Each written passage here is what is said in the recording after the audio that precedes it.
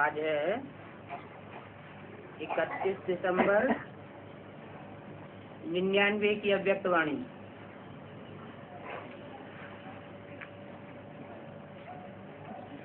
Heading दिया है नई सदी में अपनी चलन और चेहरे से फरिश्ते स्वरूप को प्रत्यक्ष करो।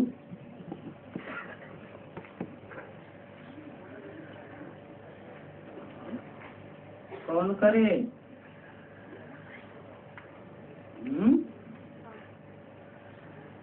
कौन करे? पहले एडवांस पार्टी करे या पीछे पीछे आने वाली पार्टी करे? पहले एडवांस पार्टी करे।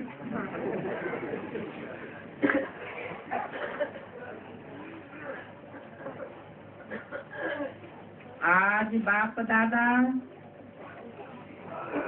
अपने परमात्मा पालना के अधिकारी बच्चों को देख हर्षित हो रहे हैं।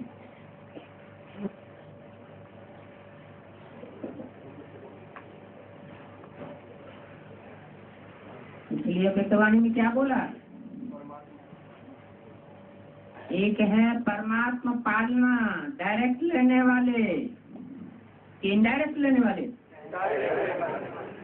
एक है परमात्मा पालना डायरेक्ट लेने वाले, एक है डायरेक्ट परमात्मा पढ़ाई पढ़ने वाले।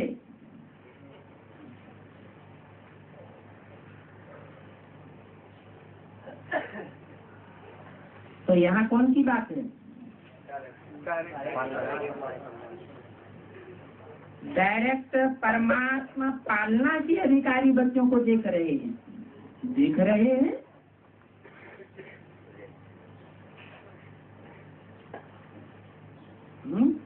देखा कैसे जाता है? नाखून से। अच्छा, तो डायरेक्ट परमात्मा पालना के अधिकारी बच्चे जहाँ वाणी चलाई जा रही है, कहाँ चलाई जा रही थी? माउंट आबू में। और माउंट आबू में जो हाल में बैठे हुए थे, वही तो आंखों से देखे जा रहे थे। तो डायरेक्ट परमात्मा पालना के अधिकारी बच्चे कहे जाएंगे, हैं? क्यों क्यों नहीं कहे जाएंगे? गुलजार दादी में परमात्मा की प्रवेशता नहीं होती है क्या? नहीं। परमात्मा की प्रवेशता, अच्छा परमपिता की प्रवेशता होती होगी, हैं? दोनों की नहीं। परमपिता परमात्मा शिव की प्रवेशता नहीं होती। पक्का प्रूफ क्या है? बिना प्रूफ और प्रमाण के अगर कोई बात कह दी तो कोई मानेगा नहीं। हाँ, पहली बात तो ये है कि परमात्मा की प्रवेशता में और मनुष्य आत्माओं की प्रवेशता में अंतर होना चाहिए कि नहीं होना चाहिए? मुख्य अंतर क्या होता है?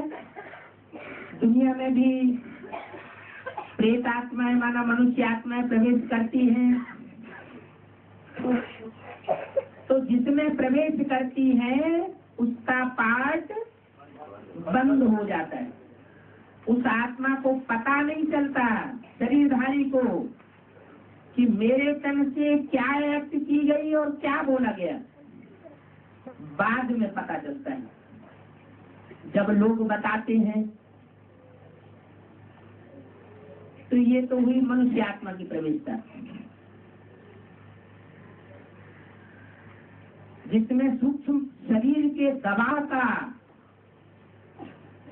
ऐसा असर होता है शरीरधारी आत्मा के ऊपर कि वो आत्मा दब जाती है।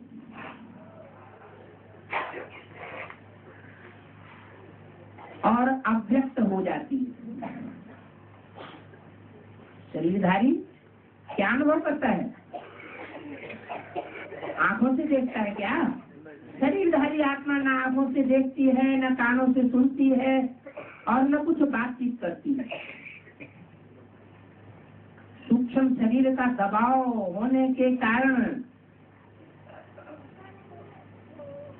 वो आत्मा अपनी एक्ट बंद कर देती है। और कौन सी आत्मा सक्रिय हो जाती? जो प्रवेश करती है सूक्ष्म शरीरधारी आत्मा, मनुष्य आत्मा, वो सक्रिय हो जाती है। लेकिन परमपिता परमात्मा की प्रवेशता में क्या अंतर है? जो दादा लेखराज ब्रह्मा टाइटलधारी के तन में प्रवेश करने पर प्रत्यक्ष अनुभव में आया ब्राह्मणों को, क्या उनको मुरली दोबारा पढ़नी पड़ती थी?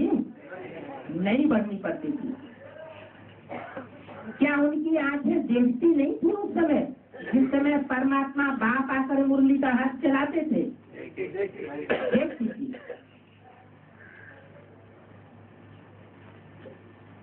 तो ब्रह्मा की सोन भी साथ में देखती थी, सुनती थी,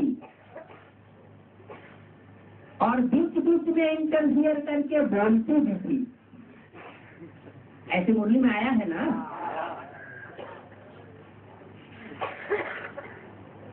तो ये अंतर हुआ। क्या अंतर हुआ? कि मनुष्य आत्माएं जिस किसी शरीर में प्रवेश करती है तो शरीरधारी आत्मा का पार्ट बंद हो जाता है, और परमात्मा शिव माना सुप्रीम सोल जिसमें प्रवेश करता है तो जिस किसी शरीरधारी में भी प्रवेश करे, चाहे मुकर्रर रथ में और चाहे टेम्परेरी रथ में, अथवा 108 रुद्रमाला के मणकों में भी सर्वसर्थ प्रवेश करता है। जिसकी यादगार रुद्राक्ष के मणकों में क्या दिखाया जाता है? मुख दिखाया जाता है।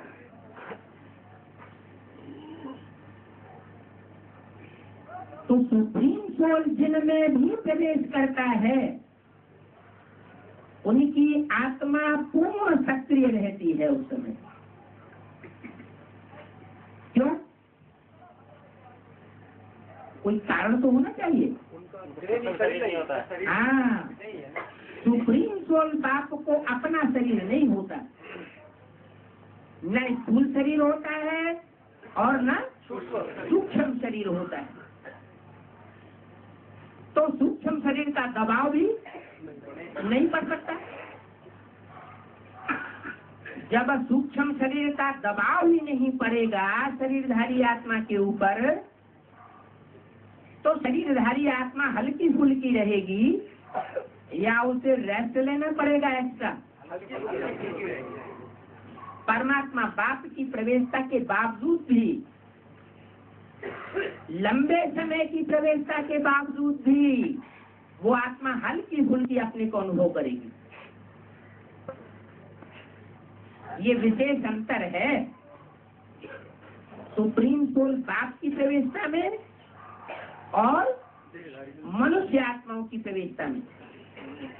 क्योंकि मनुष्य आत्माओं का सूक्ष्म शरीर या स्थूल शरीर बनता ही तब है,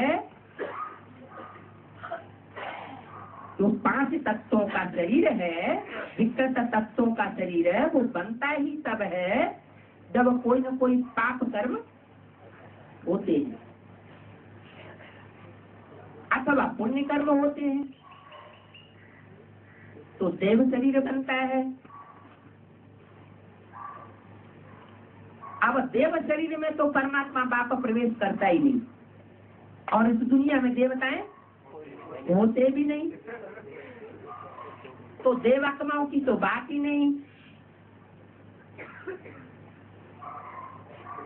अब रही मनुष्यों की बात,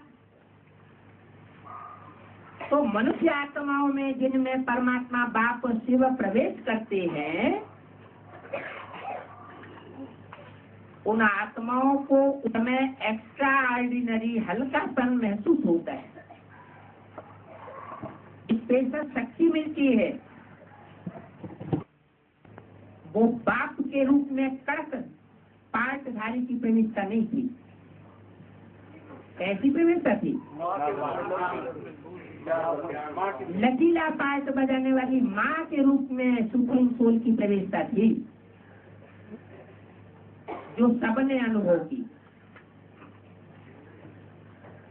उस समय का कोई भी ऐसा साकार ब्राह्मण इस समय जीवित अवस्था में नहीं होगा जो ये कहे कि बाबा ने हमको प्यार नहीं दिया। 1 सेकंड भी कोई मिला, 10 सेकंड भी कोई मिला है अपने जीवन में, तो वो यही कहता हुआ पाया जाएगा कि बाबा ने दुनिया में हमको जितना प्यार दिया बाबा से हमको जितने प्यार की अनुभूति हुई उतनी दुनिया में और किसी से नहीं हुई।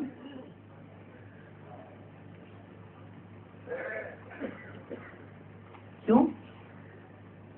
क्योंकि सुप्रीम सोल सबसे पावरफुल सोल है इस संसार में, पार्ट बजाने वाली सोल, लेकिन कर्म बंधन रहित पार्ट बजाती है। और जो पार्टधारी है, चाहे हीरो पार्टधारी ही क्यों न हो, आज से अंत तक पार्ट बजाने वाला, 5000 वर्ष के ड्रामा में सक्रिय पार्ट बजाने वाला, हीरो हीरोइन का पार्ट ही क्यों न हो, लेकिन वैसा पार्ट नहीं बजा सकती जैसा सुप्रीम सोल पार्ट बजाता है। तो सुप्रीम सोल बाप ब्रह्मा के तन में आकर के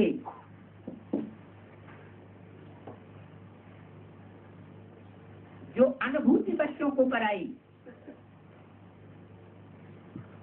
वो अनुभूति बच्चों को प्यार की पालना देने के बाद शक्ति का अनुभव कराती है ना। जैसे दुनिया में जो बच्चे माँ का प्यार लेते हैं और जो बच्चे माँ का प्यार नहीं ले पाते, कारण या कारण, तो दोनों में भाग्यशाली कौन माना जाता है? माँ का प्यार लेने वाले भाग्यशाली माने जाते हैं। भाग्यशाली का मतलब है अगले जन्मों पिछले जन्मों के लिए नहीं। भाग्यशाली का मतलब उसी साकारी शरीर के जन्म में जिसमें उन्हें माँ की पालना मिली है, उसमें वे विशेष भाग्यशाली हैं। भाग्यशाली किस आधार पर होता है? तन के आधार पर, तन का सुख जीवन में महसूस करते रहे, मन के आधार पर मन का सुख जीवन में महसूस करते रहे, धन के आधार पर सारा जीवन धन के आधार पर अपने को भाग्यशाली अनुभव करते रहे। संपर्की और जो भी संबंधी हैं, उन सब के आधार पर उनको सुख जीवन महसूस होता है, तो उनको कहेंगे भाग्यशाली। तो ऐसे जो भाग्यशाली बच्चे हैं जिन्होंने ब्रह्मा बाप की पालना ली, आदि यज्ञ से लेकर और 69 तक,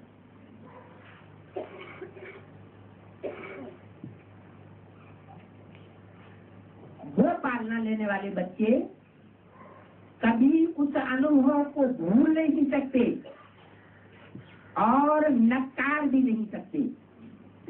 क्या ये नहीं कह सकते कि गुलजार दादी से हमको जितना स्नेह और प्यार मिला उतना हमें बाबा से नहीं मिला, दादा देवराज ब्रह्मा के रूप से नहीं मिला, ये नहीं कह सकते। और जिन्होंने गुलजार दादी के रूप के द्वारा, अव्यक्त स्वरूप के द्वारा अभी तक पालना ली है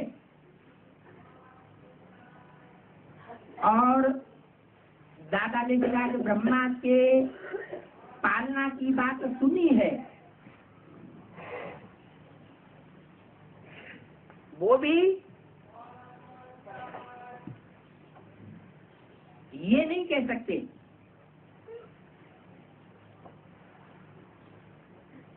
कि बाबा की सोल माँ का पार्ट नहीं बजाया। बुद्धिवादी बच्चे बुद्धि से खींचते हैं और जिन्होंने प्रैक्टिकल अनुभव किया उनको तो खींचने की बात ही नहीं। गुलजार दादी के तन में जो पार्ट चला उस पार्ट से इतना निश्चित है कि ब्राह्मण परिवार का विस्तार भले हुआ है, लेकिन अंदरूनी गुण, अंदरूनी शक्तियां वो छीन होती गई है। जैसे संसार में होता रहा, कितने भी पावरफुल से पावरफुल मनुष्य आत्माएं, धर्म पिताएं, महात्माएं क्यों ना आए हों, दुनिया में स्नेह, सौहार्द, सहानुभूति, सहनशीलता, ये गुण गिरते गए हैं या बढ़ोतरी हुई है? गिरे हुए। सुप्रीम सोल में ये अंतर आ जाता है। सुप्रीम सोल बाप आकर के स्तन के द्वारा पायक बजाता है, दृष्टि देता है, वाचा से वाणी सुनाता है। उस वाणी में ये पावर होती है जो शास्त्रों में गाया हुआ है, मुरली तेरी में जादू। कौन सा जादू? परिवर्तन का जादू। और क्या परिवर्तन? स्थूल रूप में कोई परिवर्तन देखने में नहीं आता। वो बुद्धिमानों की बुद्धि बाप है सुप्रीम सोल, तो बुद्धि का परिवर्तन करता है। क्या परिवर्तन करता है? मन और बुद्धि का परिवर्तन कर देता है। उसकी मुरली में वो जादू है जो सुनने वालों और देखने वालों को डायरेक्ट असर करता है, और वो न चाहते हुए भी परिवर्तन की ओर बढ़ जाते हैं। ये अंतर है मनुष्य आत्माओं की प्रवेशता में और सुप्रीम सोल बाप की प्रवेशता में। जो भारत में गायन है कि 5 पांडव थे जिनको भगवान की कृपा दृष्टि मिलती थी, भगवान से डायरेक्ट बात करते थे, बैठते थे, सोते थे, तुम संग खाऊं, तुम संग खेलूं, तुम संग श्वासों श्वास साथ निभाऊं। गोपियों का भी गायन है। तो वो गायन प्रैक्टिकल रूप का है, साकार शरीर के संग का गायन है, या सिर्फ अव्यक्त रूप में है? प्रैक्टिकल में साकार का गायन है। तो इससे साबित होता है कि गुलजार दादी में सुप्रीम सोल नहीं आता, सिर्फ ब्रह्मा की सोल, पावरफुल सोल, मनुष्य आत्मा की सोल या ऊंचे से ऊंची देवात्मा की सोल प्रवेश करती है। वर्तमान समय की ऊंचे से ऊंची देवात्मा है कौन? दादा लेकर आज ब्रह्मा की सोल माना कृष्ण की सोल, लेकिन भगवान नहीं है, गॉड फादर उसको नहीं कह सकते। इसलिए मनुष्य की वाणी कितनी भी लुभावनी हो सकती है। बहुत अच्छा सुनाया, बहुत पावरफुल वाणी चली, कहेंगे उस समय तत्काल अनुभव भी करेंगे, लेकिन परिवर्तन नहीं हो पाता। मनुष्य की वाणी मनुष्य को सुधार नहीं सकती। अगर मनुष्य ही मनुष्य को सुधार सके तो सदगुरु परमात्मा बाप को इस सृष्टि पर आने की दरकार नहीं है। तो गुलजार दादी के अंदर जो पाठ चलता है वो सिर्फ ब्रह्मा की सोल का चलता है। अब कोई ये कहे कि अगर सिर्फ ब्रह्मा की सोल ही पाठ बजाती है तो बाप दादा क्यों कहा जाता? बाप दादा बोले ये क्यों कहा जाता है? तो उसका कारण भी मुरलियों में बाबा ने बता दिया, वाणी में भी बता दिया। तुम बच्चे मेरे को जितना बुद्धि से याद करते हो उतना मैं तुम्हारे साथ ही हूँ। तो उन बच्चों की लिस्ट में ब्रह्मा की सोल नहीं है क्या? है ना? तो ब्रह्मा की सोल भी जब प्रवेश करती है गुलजार दादी में इतने बच्चों के बीच में प्रवेश करती है, स्टेज पर बैठ करके प्रवेश करके बोल रही है, तो क्या बाप की याद में अलर्ट नहीं रहती होगी? वो भी तो पावरफुल सोल है, वो सुप्रीम सोल बाप की याद में अलर्ट रहती है। तो बाप के साथ है या नहीं है? साथ है। यही कारण है कि उस मुरली में जादू भले नहीं है, लेकिन वो मुरली नहीं, अव्यक्त वाणी, उस अव्यक्त वाणी में परिवर्तन का जादू भले नहीं है, लेकिन वो अव्यक्त वाणी बच्चों को बहुत प्यारी लगती है। क्यों? कारण क्या?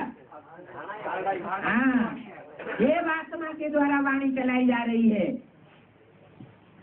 देवताएं कैसे होते हैं? ज्ञानवान होते हैं या धारणावान होते हैं?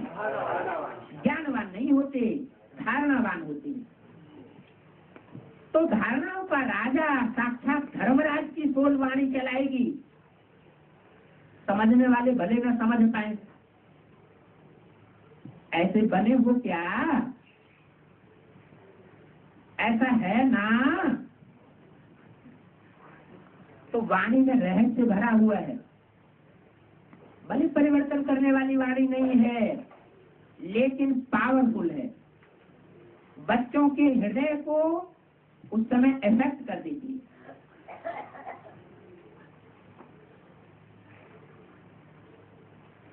तो ब्रह्मा की सोल गुलजार दादी के द्वारा जो पाठ बजाती है, वो बच्चों में तत्क्षण परिवर्तन करती है। लेकिन जैसे दुनिया में गुरु लोग होते हैं, महात्मा लोग होते हैं, धर्म पिताएं होते हैं, महात्माओं का प्रवचन होता है बड़ी से बड़ी सभा में, लाखों लाख की भी सभा इकट्ठी होती है महात्माओं के सामने,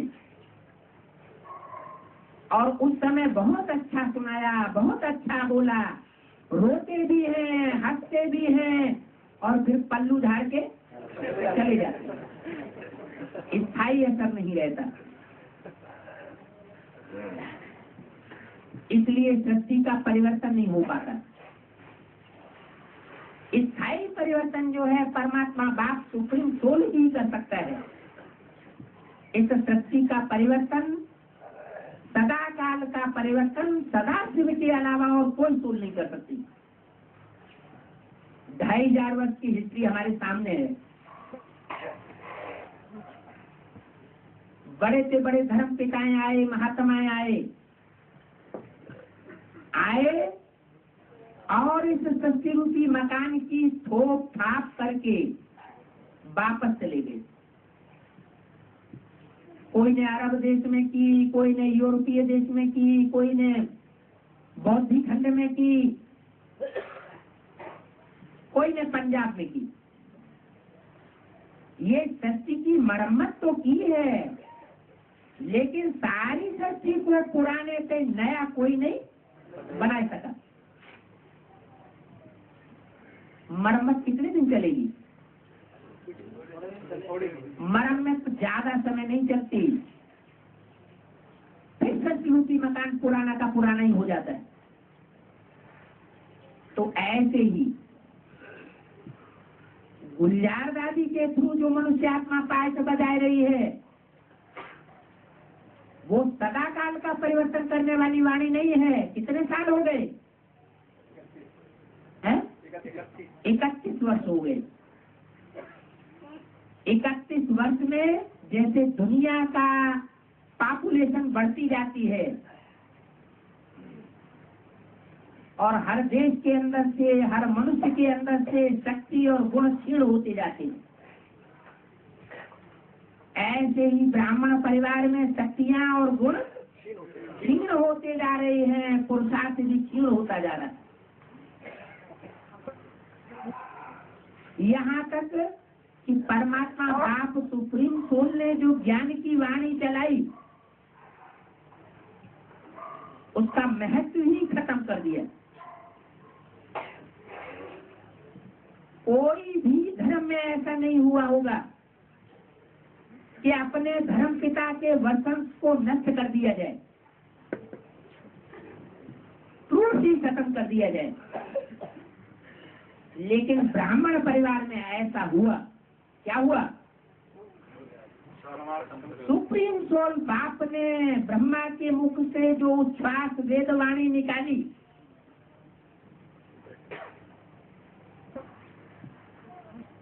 वो टैप की हुई वाणी कहाँ गई? वो तारीख वाइज टैप रिकॉर्ड में किए हुए महावाक्य तारीख वाइज कहाँ गए? पक्का प्रूफ तो खत्म कर दिया गया। कोई धर्म में ऐसी ग्लानि नहीं होती परमात्मा बाप की। चलो धर्म पिता चला जाए, उसके बाद ग्लानि हो तो भी ठीक। ये तो अभी ब्रह्मा की सोल है, मौजूद है, लगातार बच्चों की सेवा कर रही है। उसके बावजूद भी ब्रह्मा की वाणी को नष्ट कर दिया गया। बदला मिलेगा बाबा? बदला तो नहीं, ब्रह्मा की सोल है। मनुष्य आत्माओं का ये स्वभाव है, वो जितना प्यार करती है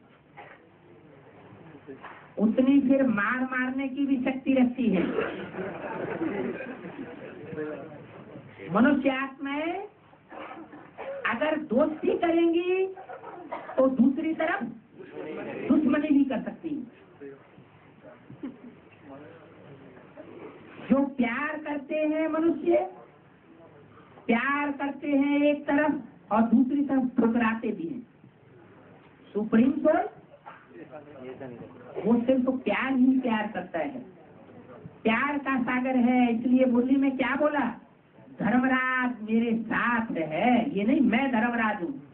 ऐसा मुरलियों में कहीं बोला? सुप्रीम सोल ने कभी बोला कि मैं धर्मराज हूँ? नहीं, धर्मराज मेरा राइट हैंड है। अभी राइट हैंड है, बाद में लेफ्ट हैंड भी बनेगा, हत्ता मारेगा। जो ब्रह्मा की सोल ने इतना प्यार दिया, उस प्यार का जो इतना तिरस्कार किया गया, जैसे शास्त्रों में दिखाते हैं, कृष्ण के पांव में बहेलिये ने तीर मारा, घाव हो गया और वो मर गए। पता, इतनी पावरफुल सोल, भगवान सर्वशक्तिमान, और पांव में तीर लगने से मर जाए, शरीर छोड़ जाए। ये सब कवियों की भाषा है, प्रतीकात्मक अलंकारिक भाषा होती है। पांव किसे कहा जाता है? बुद्ध रूपी पांव। जैसे पांव से चलकर कहीं पहुंचते हैं, ऐसे बुद्धि से भी पहुंचा जाता है। ऐसे ना तुम्हारी बुद्धि वहां तक नहीं पहुंचेगी जहां तक गुरु जी की पहुंची हुई है। तो कोई पांव की बात हो रही है, निशान दिया जाता है बुद्ध रूपी पांव से। तो पांव में तीर लगने से उनके प्राण पखेरु उड़ गए। उसका अर्थ क्या हुआ? ये शूटिंग कहाँ होती है? ये ब्राह्मणों की संगम की दुनिया में ही शूटिंग होती है। कृष्ण की सोल कौन? दादा लेखराज ब्रह्मा। कोई बहेलिये ने उनके बुद्धि में ऐसा घाव कर दिया, ऐसी बात का तीर मारा, प्यारी माँ के प्राण पखेरु उड़ गए। लेकिन दृढ़ इच्छा शक्ति वाली माता थी, इसलिए फूल शरीर भले न रहा, फिर भी सूक्ष्म शरीर रहने के कारण सूक्ष्म शरीर से वो अपना कार्य कर रही है। सूक्ष्म शरीर से भी तब तक कार्य करती है जब तक का सुप्रीम सोल बाप के समान पाठ न बजाए। बाप समान स्टेज पर पहुंचती है बीज रूप स्टेज में, यहाँ तक कि सूक्ष्म शरीर बिल्कुल खराब हो जाता है। शरीर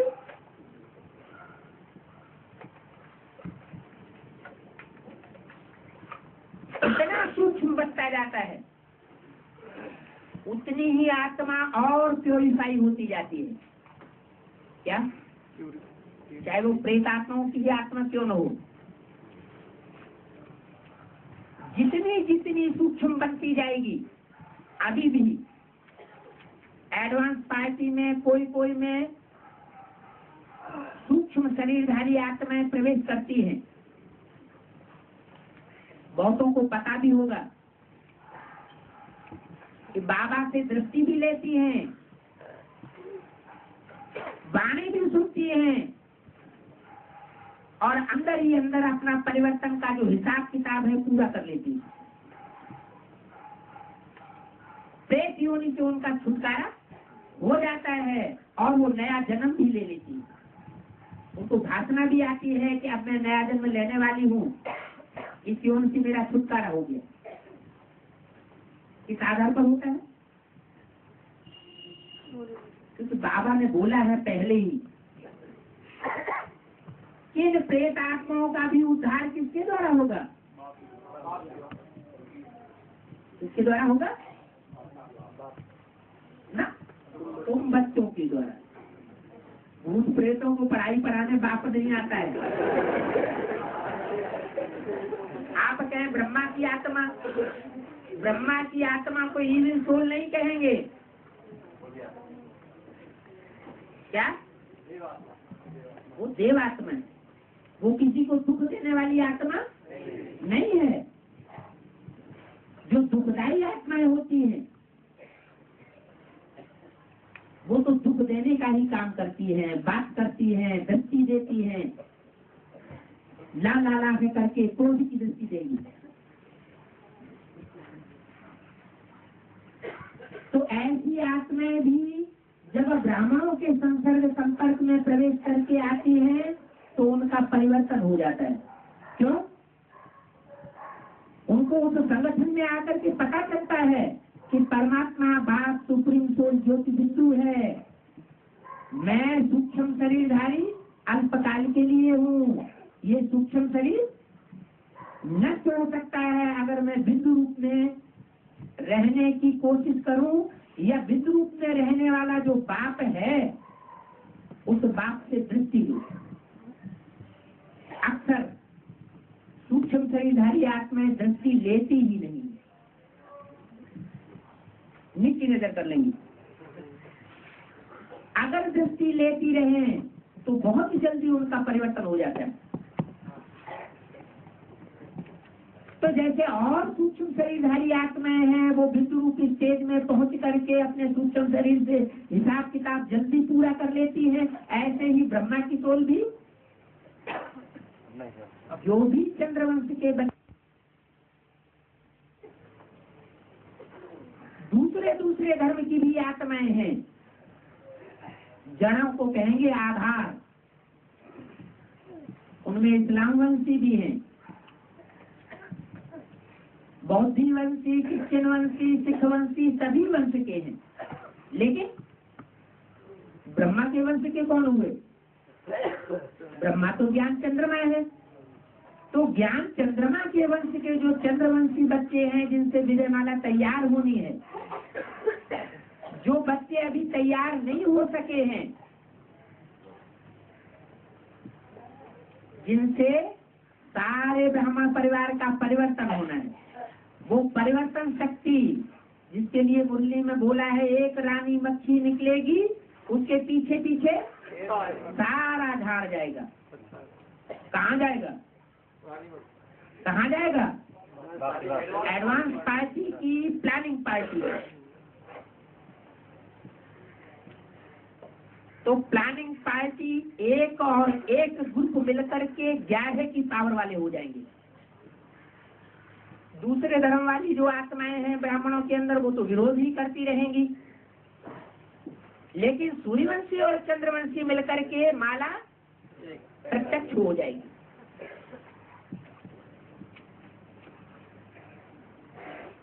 तो इससे एक बात क्लियर हुई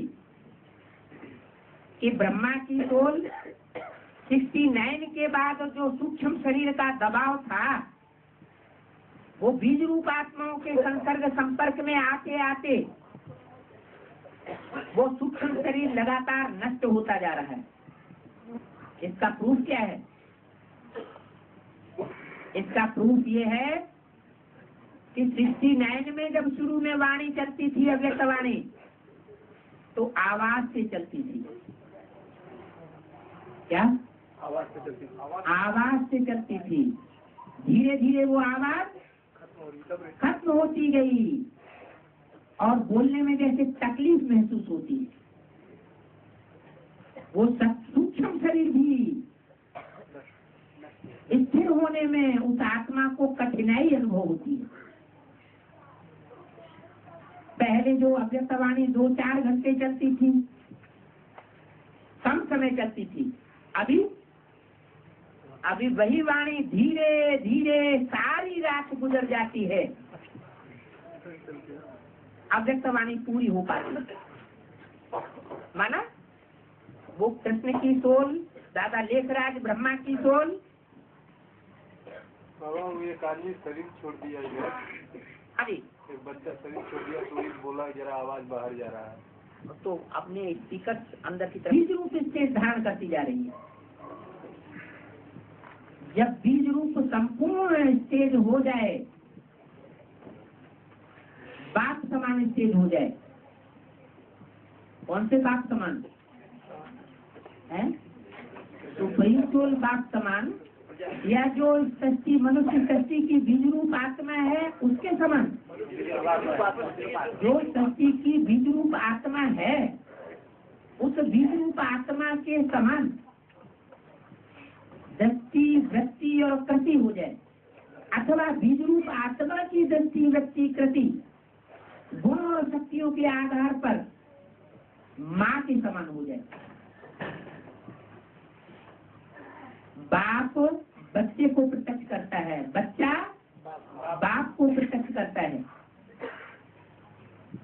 तो दोनों एक हो जाए। जब एक हो जाते हैं तो कहा जाता है एंड सन्स कंपनी। कारोबार तीव्र गति से चल सकता है। तो सुप्रीम सोल बाप तो आया ही हुआ है, किस लिए? सब बच्चों के संकल्प एक करने के लिए।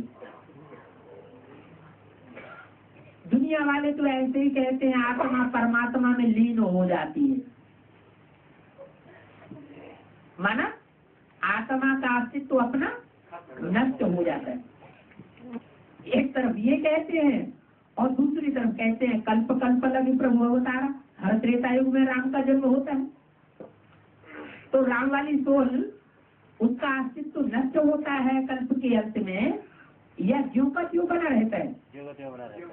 कोई नहीं ऐसी आत्मा है जो सत्य रूपी रंगमंच पर आकर के हर कल्प में पार्ट न बजाए। जिसका जो पार्ट निश्चित है वही पार्ट उसको हर कल्प में बजाना पड़ता है। तो सुप्रीम सोल बाप जब इस सृष्टि पर आता है तो हम बच्चों को मंत्र ही क्या देता है? मन मना भव, मेरे मन में समा जा। 3 शब्द है, मत मेरे, मना मन में, भव मन समा जा, मेरे मन में समा जा। मन क्या है? कोई स्थूल बर्तन थोड़ा ही है। मन माने जो मन के अंदर संकल्प विकल्प हैं, उनकी जो गति है, जैसी सुप्रीम सोल बाप की गति है, वैसी ही स्टेज हम बच्चे धारण कर लें। तो उस गति को धारण करने में गॉड इज वन। गॉड किसको कहा जाता है? सुप्रीम सोल बाप को। तो मुरली में बोला गॉड इज वन, तो गॉड का बच्चा भी वन कहा जाता है। क्या? गॉड के भी बच्चे सत्य रूपी वृक्ष होगा तो बीज, और बीज के बाद जो पत्ते बनते हैं वो नंबरवार बनेंगे या एक साथ सब बन जाएंगे? नंबरवार बनेंगे। सबसे पहले तो बीज चाहिए, तो वो बीज तैयार होता है। सुप्रीम सोल शिव की मानिंद समान शक्ति वाली पहली जो आत्मा तैयार होती है आत्मिक स्टेज में, वो है सत्य रूपी वृक्ष का बीज राम बाप। इसलिए मुरली में बोला है कृष्ण को बच्चा कहा जाता है। क्या? कृष्ण को बच्चा कहा जाता है। कृष्ण बच्चा है, माना बच्चा बुद्धि है, क्लीन पेपर है। और राम बाप को कहा जाता है। कभी मुरली में बोला कि कृष्ण बाप है? नहीं बोला। राम बाप को कहा जाता है, माना जहाँ बाप शब्द आया है वहाँ राम से उसको जोड़ा गया। तो इससे ये साबित हुआ कि बाप का जो पार्ट है राम वाली सोल का, छुपा रुस्तम बाद में खुली, ये भी मुरली में बोला। वो गुप्त पार्टधारी है। जैसे बीज धरणी के अंदर होता है तब अपना कार्य करता है, या बाहर हवा में खुले वातावरण में होता है तो अपना कार्य करता है? धरणी के अंदर होता है तो गुप्त कार्य करता है। बाद में वृक्ष के रूप में प्रत्यक्ष होता है, पत्तों के रूप में, फल के रूप में, फूलों के रूप में, टहनियों और डालियों के रूप में, तने के रूप में प्रत्यक्ष होता है। बीज का वो रूप गुप्त ही रहता है। कहते भी हैं कि दाना खाक में मिलकर गुले गुलजार होता है। बीज जब तक अपने को धरणी में मिक्स न कर दे तब तक वृक्ष के रूप में, पौधे के रूप में सरसब्ज नहीं होता। तो बीज का पार्ट अपना है।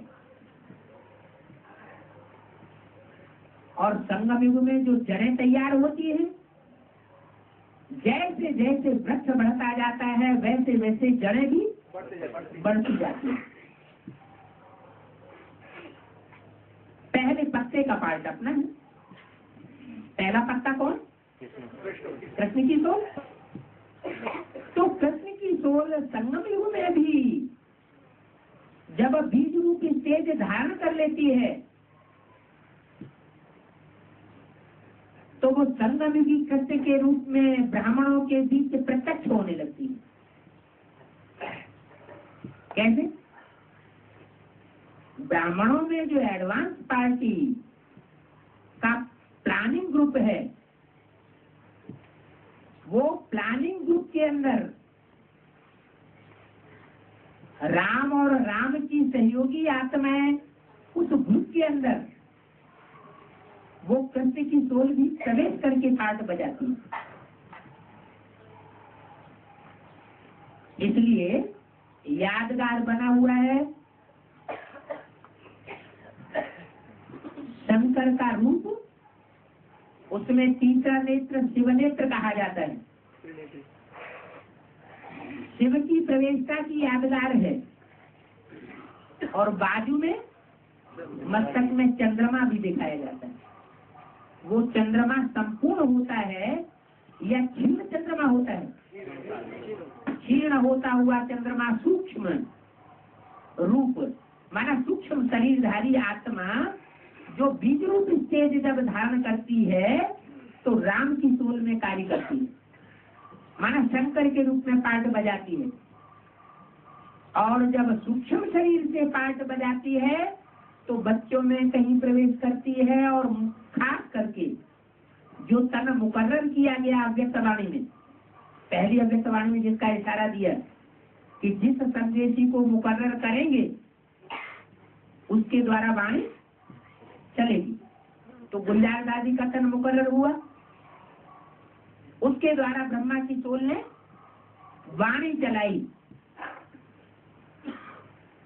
जो वाणी अब तक भी हम बच्चों को मिल रही है। अब प्रश्न ये पैदा होता है, बहुत से बच्चों के अंदर ये संशय भी आ जाता है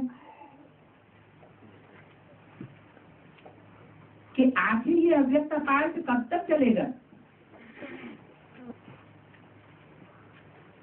अगर दादा लेखराज ब्रह्मा का जो रूप है, क्योंकि ब्रह्मा के रूप तो अनेक हैं, 5 मुख भी दिखाई गई, तो दादा लेखराज ब्रह्मा का जो रूप है वो तो 100 साल का है। वो 100 साल कब पूरे हुए हैं? 88-89 में, 76 में ब्रह्मा का पूरा हुआ, दादा लेखराज का, प्रजापिता का। सन 36-37 में दादा लेखराज को जब साक्षात्कार हुए थे तो उनमें प्रवेशता साबित होती है या उनमें साबित नहीं होती? साबित नहीं होती। क्यों?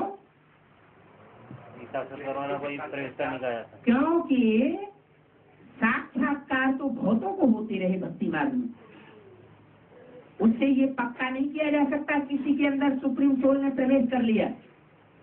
मुरली में भी बोली है ये बात, साक्षात्कार करने को प्रवेश होना नहीं कहेंगे। अगर प्रवेश हुआ होता तो ब्रह्मा बाबा मुझते नहीं, लौकिक गुरु से पूछने की दरकार नहीं रहती, वाराणसी में जाकर के विद्वान आचार्यों पंडितों से जानकारी लेने की जरूरत नहीं रहती। वो वाराणसी में मुरली में बोला है कि वाराणसी में गोले के चित्र बनाते रहते थे, समझ में कुछ भी नहीं आता था। तो समझ में नहीं आता था तो इससे साबित होता है कि सुप्रीम सोल ने समझाने के लिए उनमें प्रवेश समझना और समझाना जो ज्ञान का मार्ग है वो पार्ट परमात्मा शिव का उनमें नहीं शुरू हुआ था। एज के हिसाब से भी जो प्रूफ दिए हैं तथाकथित ब्रह्मा कुमार कुमारियों ने, वो 2 प्रकार के बातें बताते, 3 प्रकार की भी बातें बताते। कहीं बताया गया है सन 36 में उनके 7 साल पूरे हो गए। फिर दूसरे ज्ञानमत पत्रिका में कहीं बता दिया गया उनके 60 साल सन 36 में नहीं पूरे हुए, 46-47 में पूरे होते हैं। ज्ञान के आधार पर ही ये बात सही साबित होती है, क्योंकि मुरलियों में जब बोला गया है मम्मा बाबा को भी डायरेक्शन देने वाले बच्चे थे, तो मम्मा बाबा से भी ज्यादा सशक्त कोई आत्मा यज्ञ में हुई ना, उनको कौन डायरेक्शन देगा? उनके ऊपर अथॉरिटी कौन चला सकता है? तो उनसे बड़ी अथॉरिटी होगी तो वो राम वाली सोल, वो सीता वाला पार्ट, वो यज्ञ के आदि में थे और उनके पास ब्रह्मा बाबा को क्लैरिफिकेशन लेने के लिए अपने साक्षात्कारों को समझने के लिए जाना पड़ा। अगर न गए होते तो अव्यक्त वाणी में ये बात न बोली होती क्या कि इस रथ को कहां से पकड़ा? पूर्वी बंगाल से। तो कहते सिर्फ हैदराबाद से पकड़ा। तो इससे ये बात पक्की हो गई कि सारी सृष्टि का जो वृक्ष है, वट वृक्ष, उसकी यादगार भारत के पूर्वीय देश बंगाल में है। जहाँ वो यादगार बनी हुई है जरूर वहां से ही सूर्य उदय होता है।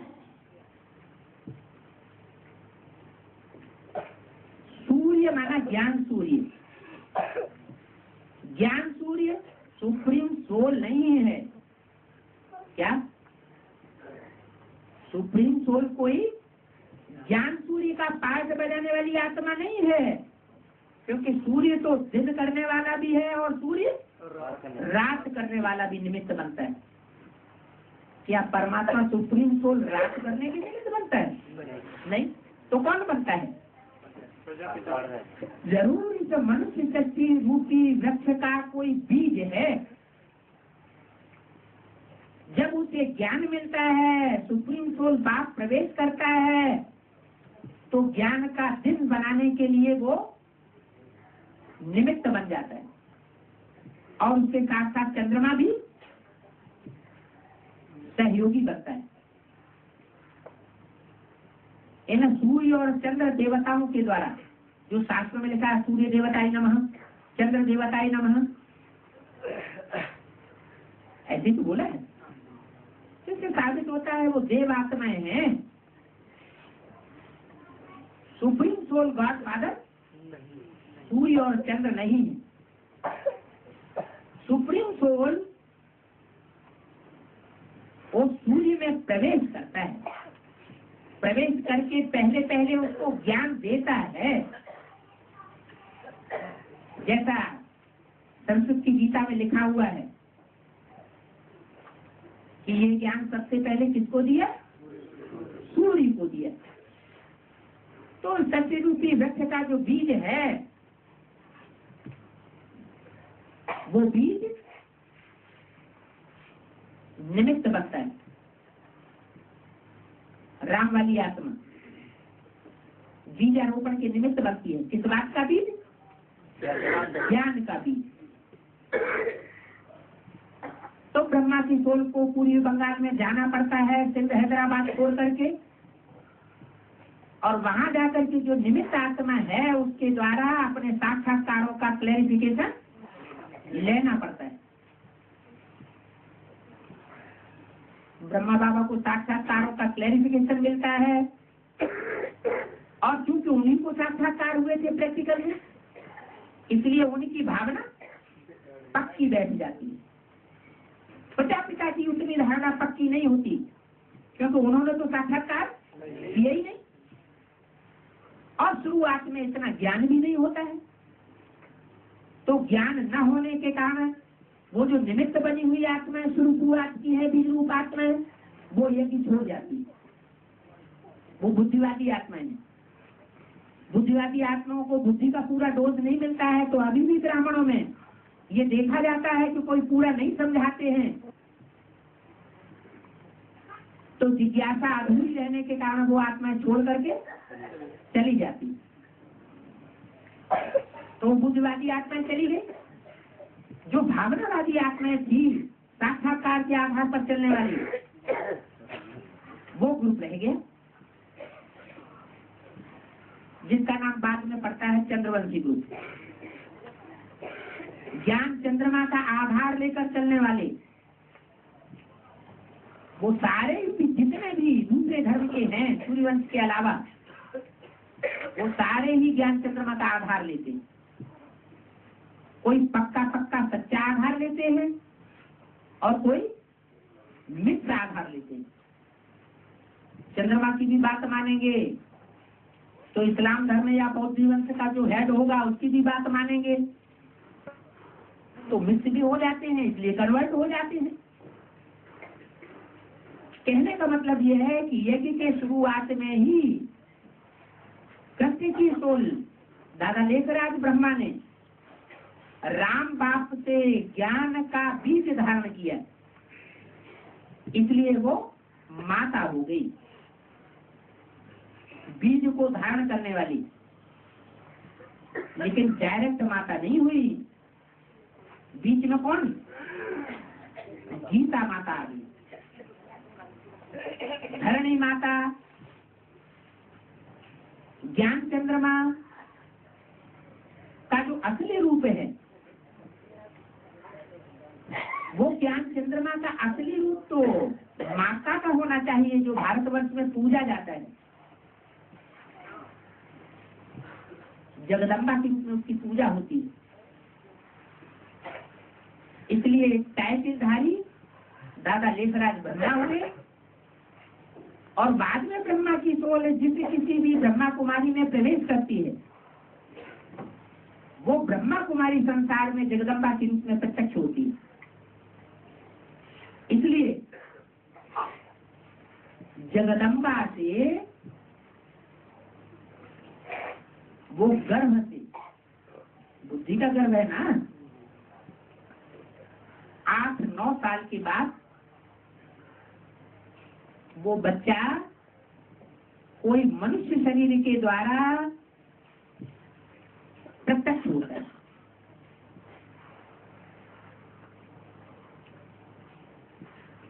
तो 100 साल उनके कब पूरे होते हैं? 88-89 में। अब कोई कहेगा कि अगर ब्रह्मा का रूप नष्ट हो गया, खत्म हो गया, तो उसका नया रूप क्या? ब्रह्मा 100 साल की एज में खत्म हो जाता है, ऐसे मुरली में भी बोला, शास्त्रों में भी लिखा हुआ है ब्रह्मा की आयु 100 साल। तो 100 साल 88-89 में ब्रह्मा की आयु खलास हुई मृत्यु लोक में, तो कौन सा लोक आना चाहिए? वो सोल कहाँ होनी चाहिए? वैकुंठ लोक में होनी चाहिए। पहले तो गर्भावस्था में प्रवेश करे।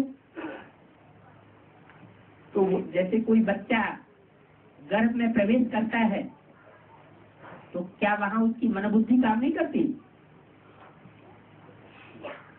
या गर्भ में रह करके दुख का अनुभव करता है? नहीं करता? करता है ना।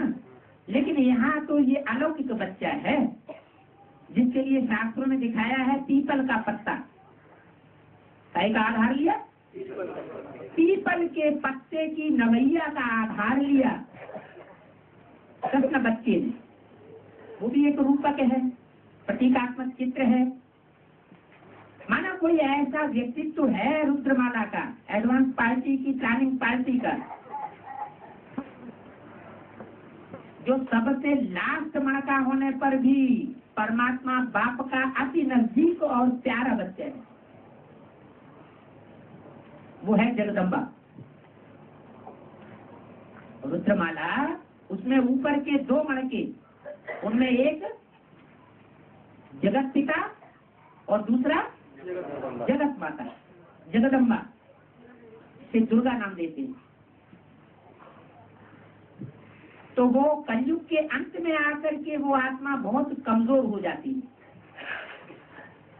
शरीर से भी और मन बुद्धि से भी। बाप क्या करते हैं? आकर माताओं को ही आकर ऊंचा उठाते हैं। तो जो माताओं की भी माता जगदम्बा है, गीता माता है, वाणियों में उसकी महिमा भरी हुई है। तो जरूर कोई श्रेष्ठता है, कोई श्रेष्ठ सोल है, गुह्य कार्य बजाने वाली है। उसकी गुह्यता को बड़े बड़े विद्वान नहीं समझ सकते।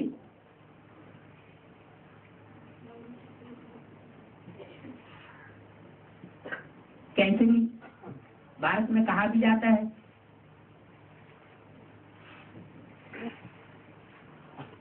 क्रिया चरित्रम